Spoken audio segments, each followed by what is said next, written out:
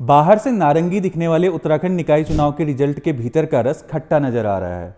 अजब गजब उत्तराखंड में निकाय चुनाव की सूची से पूर्व मुख्यमंत्रियों समेत हाईकोर्ट के जज के नाम गायब हो गए। नेशनल गेम्स में उत्तराखंड की लाज बचाएगा स्टेडियम के पास बोया धनिया और दीवारों पर चमकती इतिहास बनती हमारी संस्कृति की तस्वीरें। उत्तराखंड में अब रजिस्ट्रार की छत्र छाया में फलेगा फूलेगा मोहब्बत का फूल और पहाड़ में खाली हो चुके घरों को सरकार की लापरवाही देगी आखिरी आग। यह है इस हफ्ते की खबरों का सार। नमस्कार, मैं गिरीश। आज के वीडियो में हफ्ते भर की खबर बात। उत्तराखंड में 100 नगर निकायों के लिए हुए चुनाव में भाजपा बड़े शहर जीतने में सफल रही, लेकिन पालिका पंचायतों में उसकी पकड़ कमजोर हुई है। मेयर सीट पर भी कई जगह सत्ताधारी दल बहुत ही करीबी मुकाबले में जीत पाया है। इसके बावजूद 11 निगमों में से 10 पर भगवा रंग चढ़ा है। प्रदेश में केवल श्रीनगर नगर निगम में ही निर्दलीय प्रत्याशी आरती भंडारी ने 1639 वोटों से जीत दर्ज की है। निगम के लिए सबसे कांटे का मुकाबला पिथौरागढ़ में देखा गया। यहाँ कांग्रेसियों ने आपस में लड़कर सीट भाजपा को पकड़ा दी। यहाँ भाजपा की कल्पना देवलाल निर्दलीय प्रत्याशी मोनिका मेहर से महज 17 वोटों से जीती। मोनिका को कांग्रेस से विधायक मयूख मेहर का समर्थन हासिल था, जबकि कांग्रेस प्रत्याशी अंजू लुंठी तीसरे नंबर पर रही। उन्हें 3000 से कुछ अधिक वोट मिले। सरकार चला रहे भाजपा के नेता दावा कर रहे हैं कि मेयर की 10 सीटों में जीत की वजह विकास कार्यों पर जनता की मोहर है, जबकि बारीकी से देखा जाए तो सरकार नहीं, ये संगठन की कुशलता का परिणाम है। सरकार के काम पर ही मोहर होती तो निकायों में भी भाजपा का दबदबा दिखता। प्रदेश के 100 निकायों में से केवल 38 भाजपा के हिस्से आए हैं, जबकि 25 सीटें कांग्रेस और 24 पर निर्दलीय जीते हैं। भाजपा की ये जीत तब है जबकि प्रदेश में हजारों की संख्या में लोग मताधिकार से वंचित रहे हैं। इसके अलावा हजारों की संख्या में शनिवार को गिने गए वोट बर्बाद भी मिले हैं। हल्द्वानी में भाजपा प्रत्याशी करीब 4000 वोट से जीते, जबकि 6000 से ज्यादा वोट बर्बाद हुए हैं। सरकार के ही काम पर मोहर होती तो मुख्यमंत्री की विधानसभा सीट पर भाजपा प्रत्याशी को महज 90 वोट से जीत नहीं मिलती। सरकार के ही काम पर मोहर होती तो मुख्यमंत्री के बाद सबसे शक्तिशाली मंत्री धन सिंह रावत को मुंह की नहीं खानी पड़ती। सरकार के ही काम पर मोहर होती तो 6 में 5 विधायक देने वाले नैनीताल जिले में भाजपा का सुपड़ा साफ नहीं होता। इस जिले में केवल भाजपा के मेयर प्रत्याशी ही जीत पाए हैं, वो भी कांटे के मुकाबले में। ये हाल तब है जब केंद्रीय मंत्री अजय टम्टा, पूर्व मंत्री अजय भट्ट और खुद मुख्यमंत्री जिले में घूम घूम कर वोट मांग रहे थे। पूरे निकाय चुनाव को देखा जाए तो ये मजबूत भाजपा की विजय से ज्यादा कमजोर, बिखरी और टूटी फूटी कांग्रेस की हार है। कांग्रेस भाजपा की इस खुली बंदरबाट में हमारे क्षेत्रीय दल अब वोट कटवा की रेस से भी बाहर नजर आ रहे हैं। निकाय चुनाव में युवा निर्दलीय उम्मीदवारों का प्रदर्शन राज्य की राजनीति को किस ओर मोड़ेगा, यह समय बताएगा। लेकिन एक बात जो कभी साफ नहीं हो पाएगी वो होगी कि मतदाता सूची से हजारों मतदाताओं के नाम कैसे गायब हुए। हर चीज को पचा जाने वाली सरकार क्या इस मामले की जांच कराएगी? ये कोई राजनीतिक साजिश है या सरकारी मशीनरी की लापरवाही?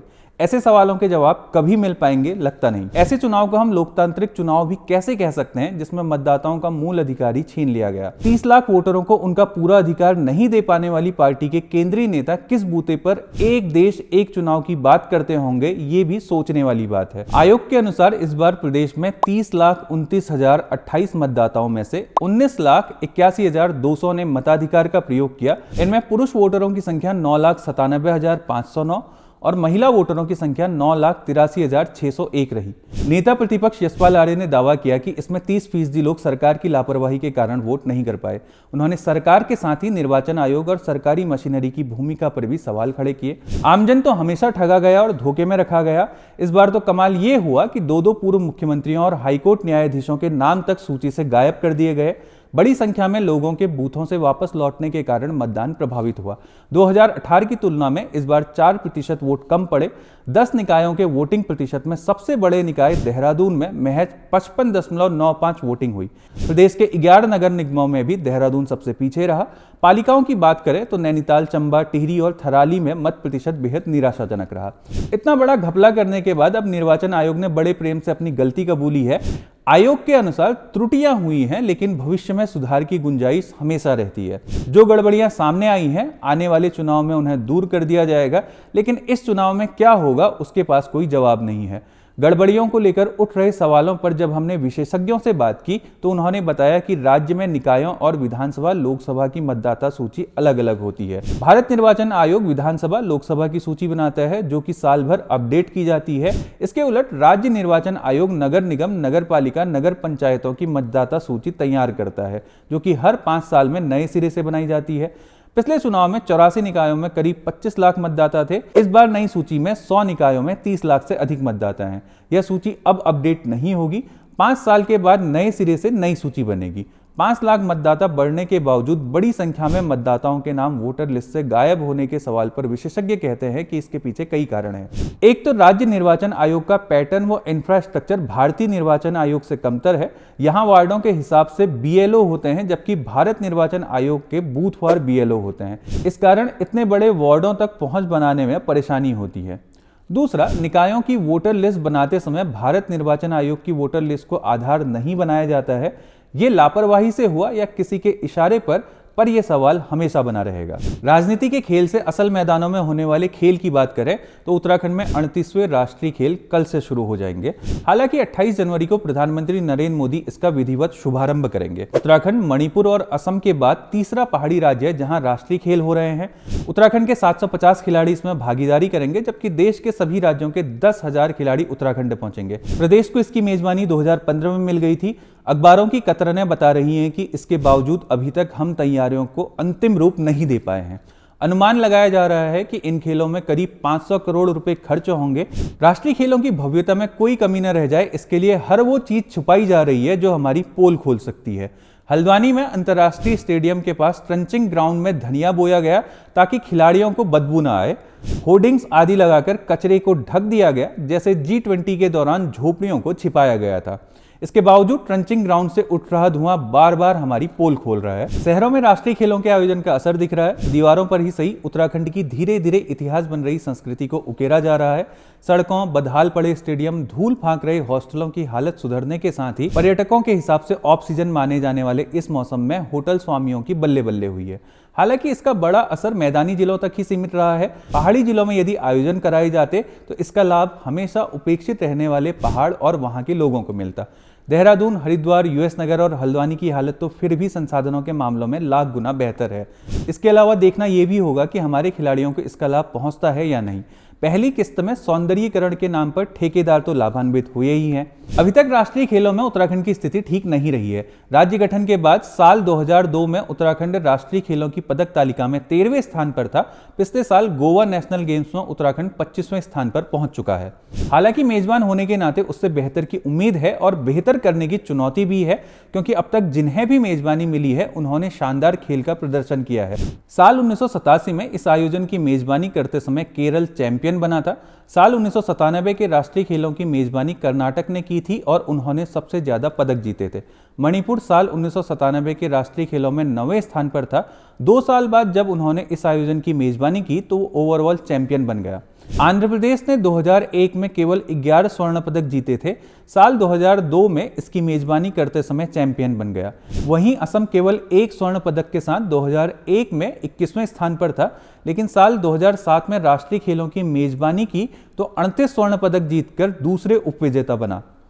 मेजबान राज्य की टीम के लिए नेशनल गेम्स में सभी विधाओं पर प्रतिभाग करने के लिए दरवाजे हमेशा खुले रहते हैं, बशर्ते आपके पास सभी खेलों के लिए टीम हो। लेकिन 2015 में घोषणा के बावजूद हम कई इवेंट के लिए खिलाड़ी तैयार नहीं कर पाए हैं। जैसे एथलेटिक्स में 45 इवेंट हैं, जिसमें 8 इवेंट के लिए हमारे पास खिलाड़ी ही नहीं है। वाटर पोलो, डाइविंग तक के लिए हम खिलाड़ी तैयार नहीं कर पाए हैं। इस तरह कई और गेम्स में हम बिना खेले ही पदक गवा देंगे। नेशनल गेम्स में उत्तराखंड नंबर 1 बनेगा या नहीं, इस पर तो कुछ नहीं कहा जा सकता, लेकिन समान नागरिकता संहिता यानी यूसीसी लागू करने वाला उत्तराखंड पहला राज्य बन गया है। उत्तराखंड में यूसीसी के लागू होने का रास्ता पहले ही साफ हो गया था। 20 जनवरी को उत्तराखंड सरकार की कैबिनेट ने भी यूसीसी की नियमावली को मंजूरी दी और अब 27 जनवरी के दिन से उत्तराखंड में यूसीसी लागू हो जाएगा। उत्तराखंड आजाद भारत में यूसीसी लागू करने वाला पहला प्रदेश बन गया है। इससे पहले गोवा में पुर्तगालियों के समय से ही लागू यूसीसी चली आ रही है। कुछ दिन पहले नैनीताल में मुख्यमंत्री पुष्कर सिंह धामी ने बयान दिया था कि यूसीसी लागू कर वे आम्बेडकर के सपनों को साकार कर रहे हैं। क्या आपको लगता है कि ये वही यूसीसी है जिसे आम्बेडकर और पंडित नेहरू देश में लागू करना चाहते थे? जिस यूसीसी के लिए भाजपा कह रही है कि इसके अंतर्गत सभी धर्म, जाति और वर्ग के लोगों के लिए अब समान अधिकार होंगे, उसे देश का बड़ा हिस्सा मुसलमानों को टारगेट करने वाला कानून बता रहा है। इस कानून में ट्राइबल और प्रथा के नाम पर कई छूटें दी गई हैं, लेकिन मुस्लिमों के साथ कोई मुरब्बत नहीं दिखती। इससे इसकी मंशा पर सवाल उठने लाजमी भी हैं। दूसरा, गोदी मीडिया में चल रहे मुस्लिमों में खौफ जैसे प्रोग्राम इस बात पर मुहर भी लगाते हैं कि उनका काम सही दिशा में हो रहा है। भारतीय जनता पार्टी ने 2019 में जारी संकल्प पत्र के 3 प्रमुख बिंदुओं में तीसरे नंबर पर यूसीसी को रखा, जो अभी तक पूरा नहीं हुआ है। पहला मुद्दा राम मंदिर वहीं बनाएंगे, जो बन चुका है। दूसरा, जम्मू कश्मीर से 370 हटाना था, वह भी हट चुकी है। तीसरा यूसीसी है, जिसमें अब भाजपा शासित राज्यों ने पहल शुरू कर दी है। उत्तराखंड के बाद गुजरात और मध्य प्रदेश में भी इसे लागू करने के लिए कमेटियां गठित हो गई हैं। संविधान का आर्टिकल 44 कहता है कि राष्ट्र को अपने नागरिकों को ऐसे कानून मुहैया कराने चाहिए जिसमें किसी धर्म, लिंग और लैंगिक झुकाव की पहचान न की जाए। लेकिन उत्तराखंड में जो यूसीसी लागू हो रही है, उससे नहीं लगता कि वे आर्टिकल 44 को ध्यान में रखती है। देश प्रदेश में पहले से भय में जी रहे युवा जोड़ों पर यूसीसी और शिकंजा कसता है। इसमें लिव इन और शादी के अंतर को मिटाने की कोशिश साफ दिखती है। उत्तराखंड में लिव इन में रहने के लिए आपका रजिस्ट्रेशन अनिवार्य होगा। अभी तक की जानकारी के मुताबिक यदि 22 साल से कम उम्र के हैं तो इसकी जानकारी माता पिता को भी देनी होगी। ऐसा नहीं करने पर आपको 3 महीने की जेल और 10,000 रुपये जुर्माना हो सकता है। इसका रजिस्ट्रेशन कराते वक्त यदि आपने किसी तरह का झूठ बोला तो 3 महीने की जेल और 25,000 के जुर्माने का प्रावधान है। यदि आपने सूचना नहीं दी और रजिस्ट्रार ने आपको पकड़ लिया और सरकार की तरफ से नोटिस आ गया तो यहां भी 3 महीने की जेल और 25,000 का जुर्माना हो सकता है। यह कदम न केवल युगलों के लिए भय उत्पन्न करेगा बल्कि उनकी निजता और स्वतंत्रता का भी उल्लंघन करता है। जबकि लोकतांत्रिक समाज में व्यक्तिगत संबंधों पर मनमाने प्रतिबंध लगाना लोकतंत्र की खिलाफत जैसा है। लिव इन में रहने का ही नहीं, अलग होने का रजिस्ट्रेशन रजिस्ट्रार स्तर के अधिकारी के यहाँ करना होगा। इसके सत्यापन के लिए 15 दिन का समय होगा। इसके बाद यदि कोई कमी रहती है तो इसके 30 दिनों के भीतर इसकी अपील की जा सकती है। लिव इन में रहने का ही नहीं, अलग होने का रजिस्ट्रेशन रजिस्ट्रार स्तर के अधिकारी के यहाँ करना होगा। इसके सत्यापन के लिए 15 दिन का समय होगा। इसके बाद यदि कोई कमी रहती है तो इसके 30 दिन के भीतर इसकी अपील की जा सकती है। मतलब अभी तक स्वेच्छा के साथ रहने वालों को पुलिस का ही खौफ था, अब कई स्तर पर अधिकारियों को इन्हें टाइट रखने की जिम्मेदारी दी गई है। इसमें ग्रामीण स्तरों पर यह शक्ति ग्राम पंचायत विकास अधिकारियों के पास होगी। इसके अलावा शहर क्षेत्र में सब रजिस्ट्रार रजिस्ट्रेशन कर सकेंगे। इसके बाद जिला स्तर पर रजिस्ट्रार इन सभी सेवाओं के रजिस्ट्रेशन के लिए अधिकृत होंगे। कैंट बोर्ड में समकक्ष अधिकारियों को यह जिम्मेदारी मिलेगी। सबसे अंत में राज्य स्तर पर रजिस्ट्रार जनरल के अधिकारी होंगे। यह अधिकतर सचिव रैंक से नीचे नहीं होंगे। सूत्रों के मुताबिक लिव इन पर शिकंजा कसने वाला ये कानून किसी धर्म की प्रथा के साथ कोई छेड़छाड़ नहीं करेगा, अब चाहे वह बाल विवाह जैसी कुप्रथा ही क्यों न हो। इसके अलावा उत्तराखंड में रहने वाली 3% ट्राइबल आबादी भी इस दायरे से बाहर होगी। इतने अपवादों के बाद इस बिल को क्या आप यूनिफॉर्म कह सकेंगे? यही वजह है कि समान नागरिक संहिता का मुद्दा भारत की चुनावी राजनीति में धर्म के आईने में भी देखा जा रहा है। कई मुस्लिम नेताओं का कहना है कि सरकार ने यूसीसी का मुद्दा मुसलमानों को टारगेट करने के लिए उठाया है। हालांकि इसमें कई अच्छी बातें भी हैं, जैसे नाजायज संतान जैसी किसी भी चीज को मानने से इनकार किया गया है। अब बच्चा कोई भी हो, उसे माता पिता की संपत्ति में पूरा अधिकार मिलेगा। किसी भी धर्म में एक से अधिक विवाह अपराध होगा। शादी का पंजीकरण जरूरी होगा। बेटा बेटी के अधिकार बराबर होंगे। यूसीसी पर सवाल इसलिए भी उठ रहे हैं, इसमें जो सुधार के कानून हैं वे उत्तराखंड में 90% आबादी पर पहले से ही लागू हैं। सरकार का यूसीसी पर लिया गया निर्णय कितना फूल है और कितना फायर, ये समय बताएगा। फिलहाल जंगलों की फायर के सामने उत्तराखंड सरकार बेबस जरूर नजर आती है। राज्य में एक दौर था जब उत्तराखंड में फायर सीजन जैसी कोई बात मायने रखती थी। फायर सीजन 15 फरवरी से 15 जून यानी 4 महीने का माना जाता था। मतलब फरवरी के बीच से जंगलों में आग लगने की घटनाएं शुरू होती थी, जो अप्रैल में तेजी से बढ़ती हैं। बारिश शुरू होते ही ये 15 जून के साथ धीरे धीरे खत्म हो जाती हैं। लेकिन अब ऐसा नहीं है। धीरे धीरे ये घटनाक्रम साल भर का बनता जा रहा है। इस बार भी दिसंबर में जंगल जलने शुरू हो गए थे। पिथौरागढ़, अल्मोड़ा और बागेश्वर में लगातार जंगल जल रहे हैं, लेकिन वन विभाग है कि मानने को ही तैयार नहीं। पिछले साल सुप्रीम कोर्ट का डंडा घुमाने के बावजूद शुतुरमुर्ग वाली स्थिति कायम है। दैनिक हिंदुस्तान के मुताबिक वन विभाग की वेबसाइट पर 1 नवंबर 2024 से 22 जनवरी 2025 तक आग की एकमात्र घटना दर्ज की गई है, जबकि पहाड़ में रोज आग की घटनाएं सामने आ रही हैं। वन विभाग की वेबसाइट यूके फॉरेस्ट में राज्य के वनों में होने वाली आग की घटनाओं का ब्यौरा डाला जाता है। इस ब्यौरे में कितने हेक्टेयर जंगल जला, कोई व्यक्ति या जानवर हताहत तो नहीं हुआ, इसके अलावा आग से कितने रुपए की हानि हुई, यह सब शामिल रहता है। लेकिन 1 नवंबर 2024 से 22 जनवरी 2025 तक मात्र एक आग की घटना दर्ज की गई है। जबकि अल्मोड़ा में 25 और 26 दिसंबर की रात जोली के जंगल राख हो गए। 20 जनवरी को अल्मोड़ा में ही 3 घटनाएं दर्ज की गई। 11 दिसंबर को चंपावत और 10 जनवरी को लोहाघाट में जंगल जला, लेकिन वन विभाग को पता नहीं चला। 18 दिसंबर और 2 जनवरी को मुनस्यारी, 21 जनवरी बांसबगड़ के जंगल जले। बागेश्वर में मनकोट का जंगल 22-23 जनवरी से सुलग रहा है। उम्मीद है वीडियो रिकॉर्ड होने तक आग बुझा दी गई होगी। जंगलों में लापरवाही का ये आलम तब है जब पिछले साल 10 से अधिक लोग जंगल की आग में राख हो गए। इसमें 5 वन विभाग के कर्मचारी थे जिनके परिवारों को सरकार की तरफ से अब तक मुआवजा नहीं मिल पाया है। पिछले साल ही सुप्रीम कोर्ट ने उत्तराखंड सरकार से पूछा था कि आप क्या कर रहे हैं और इसकी जल्द रोकथाम के उपाय करें। बारिश या कृत्रिम बारिश के भरोसे नहीं बैठा जा सकता, लेकिन तैयारी इस बार भी चौपट नजर आ रही है। उत्तराखंड में आग लगने के कई कारण हैं, लेकिन वन विभाग की एक ही रट रहती है, अराजक तत्वों ने आग लगाई। जबकि विशेषज्ञों के मुताबिक कुछ स्थानों पर आग लगने का कारण सर्दियों के मौसम में कम बारिश और बर्फबारी होना है। जंगलों में पर्याप्त नमी नहीं होने से गर्मियों में आग लगने की घटनाएं बढ़ जाती हैं। 10 साल के वन विभाग के आंकड़े बताते हैं कि वनाग्नि की सबसे ज्यादा घटनाएं और नुकसान 2021 में हुआ था। उस साल वनाग्नि की 2813 घटनाओं में कुल 3943 हेक्टेयर वन क्षेत्र प्रभावित हुआ। 2021 में वनाग्नि में 10 साल में सबसे ज़्यादा 8 लोगों की मौत हो गई। इसके बाद 2022 में 2186 वनाग्नि की घटनाओं में 3425 हेक्टेयर वन क्षेत्र प्रभावित हुआ और 2 लोगों की मौत हुई, जबकि 7 घायल हो गए। 2018 में वनाग्नि की कुल घटनाएं तो 2150 हुई, लेकिन इनसे नुकसान सबसे ज़्यादा 4480 हेक्टेयर वन क्षेत्र का हुआ। इस साल 6 लोग घायल हुए।